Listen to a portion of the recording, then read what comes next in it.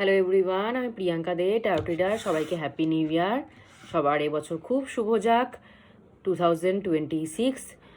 মানে কাউন্টিং করলে সেটা এক হয়, এক মানে সান রুলড, এক মানে হচ্ছে নিউ স্টার্টিং, নিউ বিগিনিং, সব কিছু নতুনভাবে শুরু করা।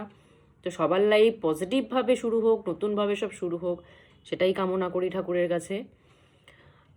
আজকে যে টপিকটা নিয়ে কথা বলবো সেটা হচ্ছে এজ, বয়স।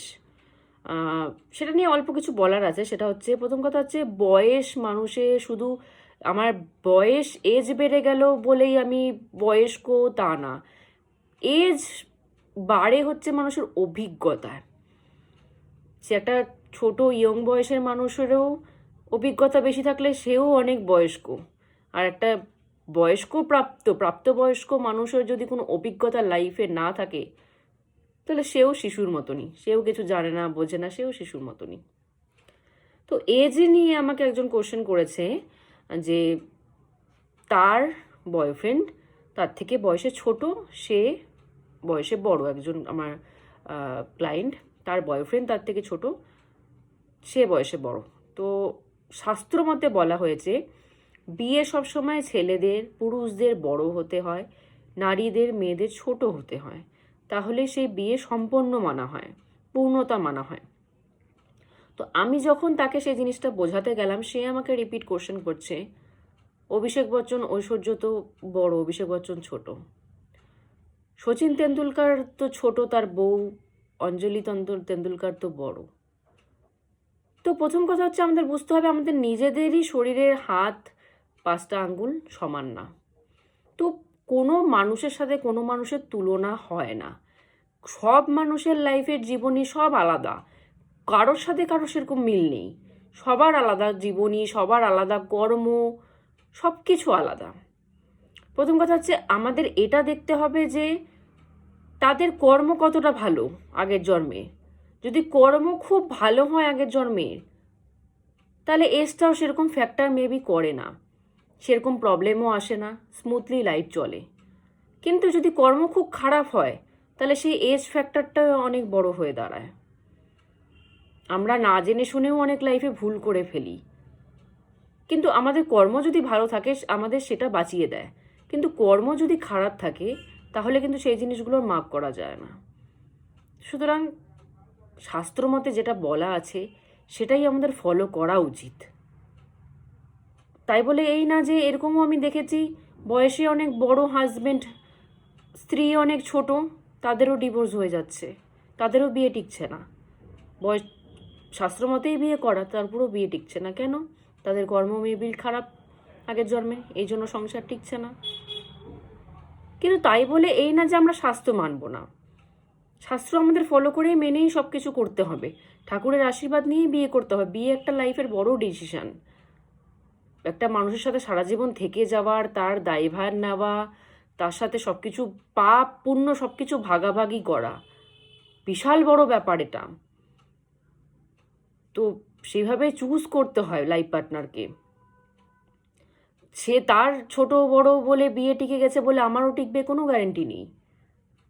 তার এই করলে বিয়ে টিকেছে বলে আমারও সেইটাই করলে বিয়ে টিকবে, তার কোনো গ্যারেন্টি নেই। কিন্তু সবার কর্ম আলাদা। তো আমাকে আমার মতো, আমার জিনিস আমাকে পারফেক্টলি রাখতে হবে। আমাকে যেটা শাস্ত্র বলে দিয়েছে, হিন্দু মতে শাস্ত্র বলে দিয়েছে, আমাকে সেটা ফলো করতে হবে। তারপর যেটা আমার লাইফে হবে সেটা দেখা যাবে। কিন্তু আমি কোনো রুলস রেগুলেশন ফলো করব না, আমার যেটা মন চায় আমি সেটা করে বসবো, আর অন্য কারো উদাহরণ দেবো, তো সেটা খুবই ভুল ব্যাপার আমার মনে হয়।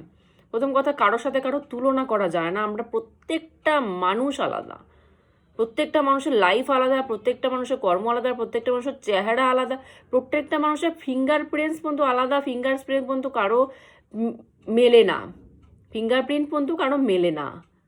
সুতরাং কারোর সাথে কারো তুলনা হয় না জিনিসটা। শাস্ত্র মতে যেটা বলা আছে আমাদেরকে সেটাই ফলো করা উচিত। তারপর দেখা যাবে যে ফলো করার পর, সব কিছু মেনে চলার পর তার লাইফ কী হচ্ছে। কিন্তু আমি কিছু ফলোই করলাম না, আমি আমার ইচ্ছা মতো চললাম, তা কিন্তু হয় না। তো এজ একটা ডিপেন্ড করে ম্যাটার। কারণ বলা হয় মেয়েদের বুদ্ধি ছেলেদের বুদ্ধির থেকে বেশি তাড়াতাড়ি গ্রো আপ হয়। মেয়েদের ম্যাচুরিটি ছেলেদের ম্যাচুরিটি থেকে তাড়াতাড়ি গ্রো আপ। একটা 21 বছরের মেয়ে আর একটা 21 বছরের ছেলে, দুজনের ম্যাচুরিটি সেম হবে না কোনো সময়। একটা যে 21 বছরের যে মেয়ে, তার 21 বছরের ছেলের থেকে ম্যাচুরিটি বলা হয় 3 থেকে 4 বছরের বেশি হয়। মানে সে 21 বছরের মেয়েটা সে 21 বছরের না, সে 25 বছরের ম্যাচুরিটি রাখে, কিন্তু 21 বছরের ছেলেটা 21 বছরেরই ম্যাচুরিটি রাখে। কারণ সেম এজেরও মানুষের মেয়েরা 3 থেকে 4 বছর আগে তাদের দিমাগ চলে, ম্যাচুরিটি বেশি তাড়াতাড়ি হয়ে যায় একটা মেয়ে মানুষের।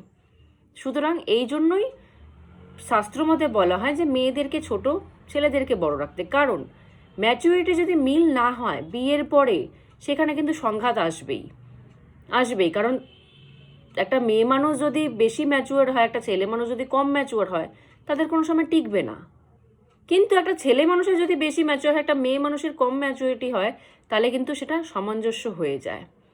কিন্তু একটা মেয়ে মানুষ যদি আধিপত্য করতে যায় কোনো সংসারে, কিন্তু সেটা মেনে নেয় না। কোনো ছেলে মানুষই মেনে নেয় না যে আমার বউ আমার উপর আধিপত্য করবে, কিন্তু একটা নারী মেনে নেয় যে একটা পুরুষ আমার উপর আধিপত্য করবে। তো এটা মেনে নেওয়ারও অনেক ব্যাপার আছে। এই জন্যই মানে আগেকার দিনে যে শাস্ত্র বলা আছে, তারা ভেবে চিন্তেই জিনিসগুলো লিখেছে, না ভেবে চিন্তে কিছু করেনি। একজন নারীকে সবসময় ছোট হতে হয়, তাহলে কি তার ম্যাচুরিটিটাও কম, কিন্তু আর পুরুষকে ম্যাচুরিটি বেশি হতে হবে, তাহলে কি হবে, ব্যালেন্স হয়ে যাবে জিনিসটা। কিন্তু একজন নারী যদি বেশি ম্যাচুর হয়, একজন পুরুষ তার নিচে কোনো সময় থাকতে চায় না। কিন্তু একজন নারী কিন্তু পুরুষের নিচে আন্ডারে থেকে যায়, কোনো প্রবলেম হয় না একটা নারীর তার স্বামীর আন্ডারে থাকতে। কিন্তু একজন স্বামীর তার নারীর আন্ডারে থাকতে খুব প্রবলেম হয়ে যায়। তো এই জন্যই ছোট বড় হিসাবটা এইভাবে করা হয়েছে। তো সেটাকে আমাদের ফলো করা উচিত। অন্যের সাথে তুলনা করে সে এইটা করেছে বলে আমিও করব, এটা পসিবল না। যা শাস্ত্র বলে দিয়েছে তাই আমাদেরকে ফলো করা উচিত। এজ ডিফারেন্সটা সবসময় এইভাবেই কাউন্টিং হয়। একটা ছেলে মানুষ সবসময় বড় হতে লাগে, মিনিমাম 5 থেকে 6 বছরে বড় হতে লাগে। একটা মেয়ে মানুষকে মিনিমাম 5 থেকে 6 বছরে ছোট হতে লাগে, তাহলে দুজনের ম্যাচুরিটি সেম লেভেলে যায়, না হলে কোনো সময় সামঞ্জস্য আসে না। তো আজকের মতো এটাই বলার ছিল। জয় গুরু।